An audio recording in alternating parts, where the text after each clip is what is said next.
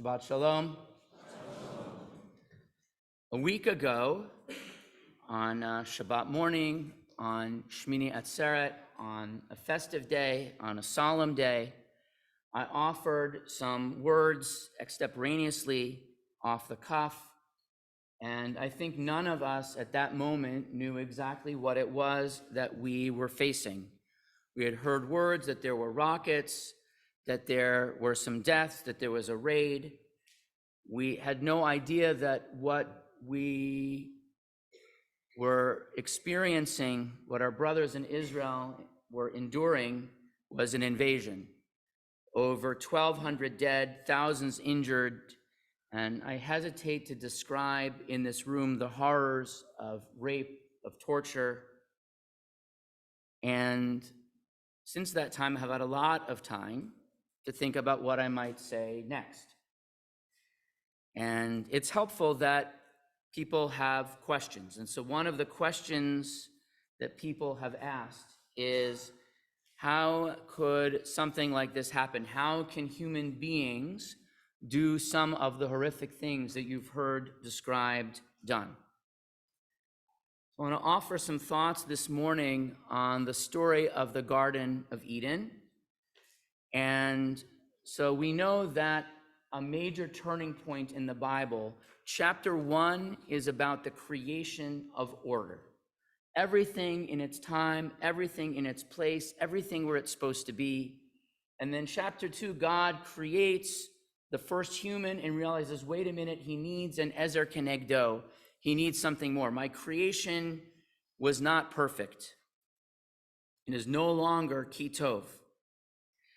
And then Adam and Eve eat of the fruit of the tree of knowledge of good and evil. So up until that point, there was no distinction between humans and animals. Animals act on instinct.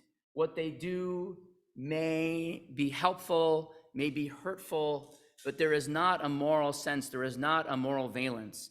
A lion is not evil when it eats a villager. A lion is just doing what lions do. And it is, according to the Torah, it's the influence of the snake that leads Adam and Eve to eat of the fruit. And our sages note there's something unique about the snake. In the Talmud, there's a discussion. Reish Lakish notes that in the future, all of the animals will come together and come to the snake and say, you know what, a lion mauls its prey and eats it. A wolf tears apart its prey and eats it, but they derive benefit. They are causing harm because it is in their interest. A snake bites a person, but it can't eat it. What benefit do you get from your bite, from your harm, from your poison? And the snake says, their charmer has no advantage. In fact, is what it is. And so in our tradition, we understand, though, that there is a distinction between killing for the sake of killing, taking joy in killing, and killing for purpose, as difficult as it might be.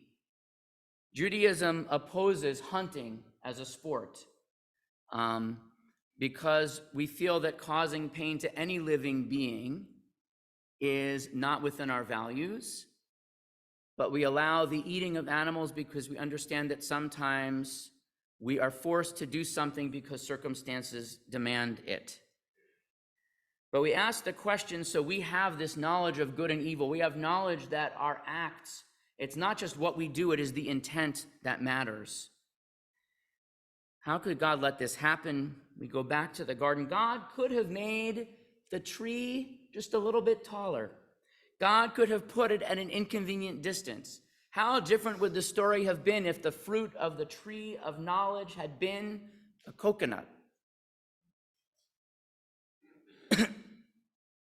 God put the tree where it was, I think because God knew that we would take of it. God understood that we could only know good if we knew evil. God understood that in order for human beings to attain their natural capacity, their full capacity, as being something more than the beasts of the field, the birds of the sky, the fish of the sea, we had to have the ability to be cognitive We had to have the ability to have the intention of good and wrong, of good and evil.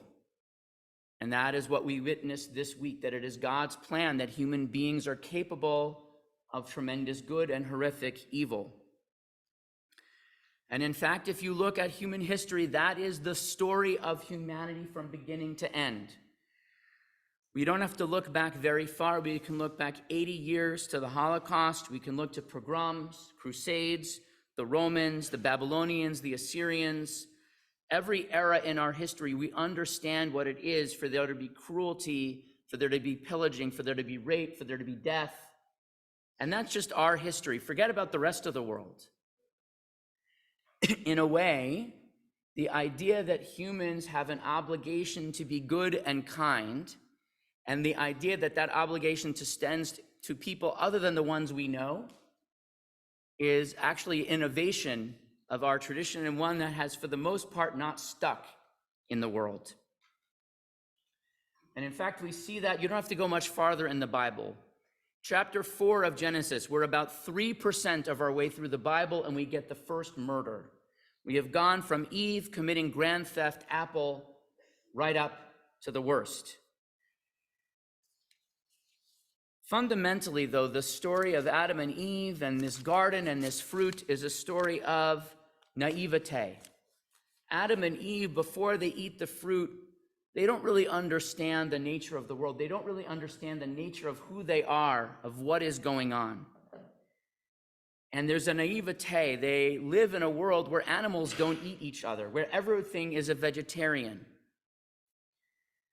And so we, I think, lived ourselves in a garden, in a world of naivete, perhaps.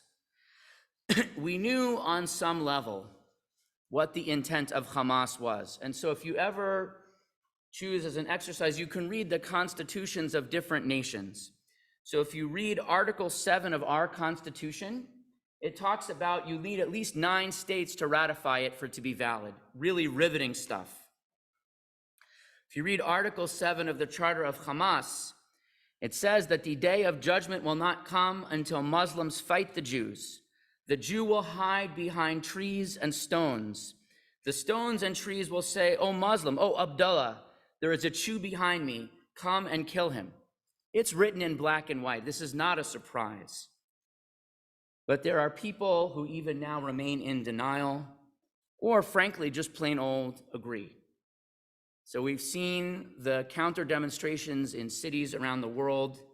We've seen it on campuses. A number of people have asked me, "Did you hear what's going on at Harvard?" No, I had no idea. I'm really not paying attention. Of course I know. But thank you for the excuse to mention that I went there. I always appreciate it. The news story was that at Harvard there was a letter from 31 organizations in support of Hamas's actions and blaming Israel. Now, some of those, like the Harvard Islamic Society, knew exactly what they were doing. Others, if you go further down the list, there's like the Nepalese Student Association, the Design Association. I mean, these are 3 roommates who got $50 from the Student Activities Committee so they could get ice cream, and then the roommate asked them if they could sign something. And there was a strong response.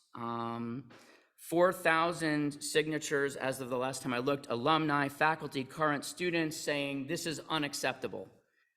And the university came out with a slightly stronger statement, and 8 of the organizations, realizing that they had put their foot in it, retracted their signature. But the truth is, this is not just what's going on one campus. This is something that is going on in many places. So there are rallies going on campus, and the flyers have on them the symbol of a paraglider. So if you follow the story, the paragliders, these were terrorists on gliders who came in to shoot, to hunt, to kill. And so if you make that the symbol of your protest, this is not just about rights. This is not just about freedom. This is about glorifying murder. So and so you see on the left in particular a glorification which I find disturbing, but also sort of amusing. So a writer named Nellie Bowles took this on in an interesting writing from the perspective of someone from the LGBT community. So tomorrow I am going to Pride. I'm going to support our LGBT members who are there. But I am well aware that there are going to be people at that march who think that Hamas's fight at their fight. And to paraphrase Nellie, I hate to break it to you, Hamas is not going to care about your pronouns, right? Gaza is a place where people who are not straight are burned to death in the streets. So I don't know what you're doing there. But in fact, there is something worse going on. We live in a world where Holocaust denial is a thing. And people ask, how can people deny the Holocaust? Well, it was 80 years ago, it was history. The fact is, people are out there denying things that happened this week, and the people who did it put up videos of them doing it. So Adam and Eve, there are some people who are naive, who don't know that they are naked, but there are enough people for whom the emperor, frankly, has no clothes. There is, and I hate to be negative before I offer some hope, but I have to be realistic. As tough as this past week has been, the weeks ahead may actually be even more difficult. So I will tell you that a little more than 30 years ago, I once thought that it might be possible to come to an understanding with Hamas. And this is even after Hamas terrorists murdered 2 of my friends. Because I had an uncle, he was actually a second cousin once removed, who was involved in back-channel negotiation between Israel and other countries and Arab countries. And he actually met with some of the spiritual founders of Hamas. They could agree that hummus was a good thing. And he explained to me that the theology of Hamas at that time was that Jews cannot have dominion over and could not have sovereignty anywhere in the area that is meant to be controlled by Islam, the Dar al-Islam. But at the same time, the conversation was, we know that the PLO is corrupt. We actually just want what's best for our people. And so maybe we can come up, if I can borrow from the story, a fig leaf. If we create a consortium of countries and Israel is part of an empire, you're the Jewish country in an Arab empire, we could come up with some way to theologically get over it. But now that is no longer true. Hamas is wedded to a theology, to an ideology that no longer cares about the well-being, even of its own people. So 160 Palestinian children died making the terror tunnels that Hamas used to help with the invasion and to shelter its weapons. Hamas actually values the death of its own people almost as much as it values the death of ours. Israel has a code of conduct, minimizing the deaths of civilians. So Israel did something yesterday that was remarkable. It said, we are coming to attack. Why don't civilians please get out of the way? In the world of war, that has never happened. When the United States dropped an atom bomb on Hiroshima and Nagasaki, we didn't drop leaflets, move out of the way, we're gonna try something, hold my beer. And so, by the way, Israel doing things like that, I know from friends of mine who have served in the Israeli military that they have actually been times where they've wanted to blow up a building and they have sent soldiers ahead because there were Palestinian civilians locked on the roof by Hamas, so that the Hamas members below were protected by civilians locked on the roof. And so being ethical, trying to do the right thing, even in impossible circumstances, those things cost the lives of Israeli soldiers. So sometimes the cost of being right is horrific. And wiping out Hamas is going to mean deaths on both sides on a scale far beyond what we've seen already. But the alternative is an eternity of even more death. And perhaps the only way to save even more lives over generations to come. this conflict these days have an impact upon us here. So yesterday there were rumors going on, stories going on of a day of rage. I hate to break it to you, but Hamas actually declares a day of rage regularly. We just usually aren't paying attention. And fortunately for us here in the United States, it was not a day of rage, it was a day of minor irritation, a day of pique, if you will. Now, by the way, it is not that Hamas would not murder every single person in this room if they could. It's just that their arms aren't long enough. But I want to point out to you that the goal of terrorism, it's right in the name, is terror. They can kill 1,000 people, they can rape 100, but their goal in doing so is to sow fear in another 14 million. They want us more than anything else to be afraid. So I know many parents faced a difficult decision yesterday. I know many schools faced a difficult decision yesterday, and I can't judge what anyone does feeling they need to do for the safety of their own family. But every Jewish school that was closed yesterday, every Jewish child that stayed home yesterday was granting Hamas a victory. So I have a request of you. Many of us cannot turn away from the videos that we see, whether on the news, on Instagram, on TikTok. For those of you who are older than me, I'll explain what TikTok is later. It's like Facebook, but shorter. But I would make this request of you. Don't watch those videos if they will cause you to live in fear. Only watch those things if you need to in order to understand what we are facing, in order to be resolute. Because on the news, we are going to be shown pictures of death and destruction, and we need to understand why that is happening, and why, although we wish it would not, it will. Because my friends, we are here in the United States, and we are, comparatively speaking, safe. I don't want to claim that we're 100% safe. There's a reason why we have an incredible police presence here. Because, by the way, it is not just Hamas. There's plenty of other people who also want to get to us. And some of them are much closer. But I want to point out that in this fight, we are not on the front lines. We are not even on the middle lines. We're not even on the back lines. We just cannot be on the sidelines.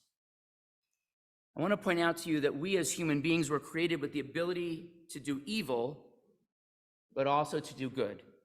So Cain, after he committed the first murder, he asked a sarcastic question, "Am I my brother's keeper?" And God tells him what for. When we ask that question, we know that the answer is yes. And so we support each other. So many of us were this week at a rally for Israel. On Wednesday night, I asked that we gather funds. Even though there are many worthy efforts in Israel, there are people who I know in Israel who are trying to do things quickly. There were reserve units that had boots, but they weren't the right boots. They were sent up to the north and they didn't have warm sleeping bags. They had goggles, but not really the right kind of they were not really as prepared as they needed to be. And these were people who were like going to the sporting goods store to get what their unit needed, and we raised money, and I asked for 10, we've raised 23. We ran out of time before Shabbat. Only about 15,000 of it has reached Israel. Sorry, email, that's the other thing that I do all day. Tonight, after Shabbat is over, about 7 a.m., 8 a.m. in Israel time, I'll be up, as you well know, and we'll be working to make sure the rest of it gets where it can do good. Helping people who are on the front lines and helping those who have lost everything, who need basics. But I also want to point out that this has been eye-opening for many of us. That there are people who are on the fence before who now realized that there is nakedness, who realize that the emperor has no clothes, that one can be concerned about the well-being of Palestinians in Gaza, but one has to understand that those who are fighting for them, that those who are in charge there are simply evil. And so I'm grateful for support that we've received from communities far beyond. So I hope that we will say thank you to the folks from SSPD who have gone into overtime, making sure that we are safe. Our community not only is safe, but feels safe. I got calls this week from Senator Ossoff, from our Congresswoman Nikema Williams, who called me to express concern, to express support, and so many others. The state of Georgia, Governor Kemp invested in Israel. The state bought $10 million in Israel bonds. That's even more than Adrian Grant brought. So we are living in a world where I think many people who were on the sidelines understand what this fight is. And maybe at least for the next few days, people will have their eyes open, and maybe those eyes will stay open. When Adam and Eve were cast forth from the garden, there were 3 punishments that were meted out. To the snake, that it would crawl on its belly and eat dust. To Eve, that she would have difficulty in birth, and to Adam, that his bread would come with harsh labor, that the ground would not yield easily. And we are going to see, we have been cast out of a garden, we have eaten of a tree of knowledge, we know things we didn't know before, and we are going to suffer. We know that the victories that we hope for ahead will come at great cost. We know that we hope that there is a new world to be born, but we know that its birthing pains will be severe, will be pains of death. We know that causing those who bite with poison to eat the dust of the earth will be at cost. We are no longer in the Garden of Eden. It's just that now we know that we are not.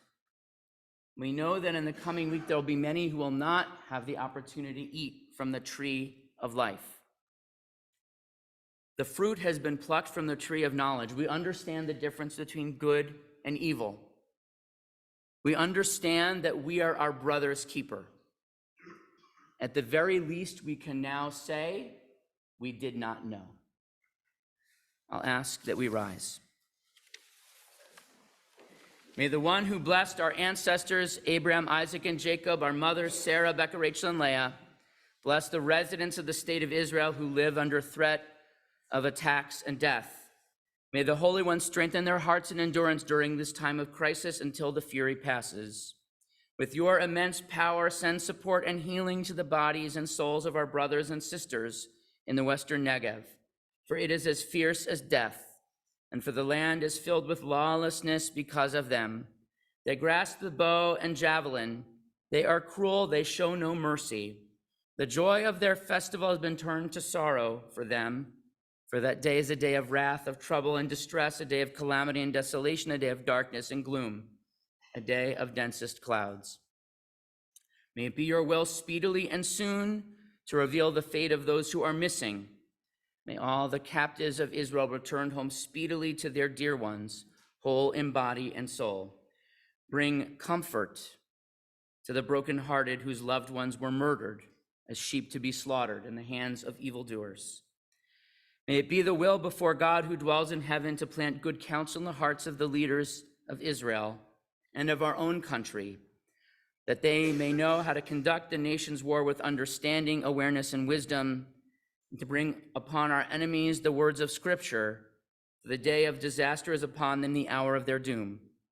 Lord of hosts, God of the wars of Israel, watch over the soldiers of the IDF who stand in battle on land, on the air, and at sea, on the front lines and in the rear, all the security and rescue forces. Save them from trouble, distress, and calamity.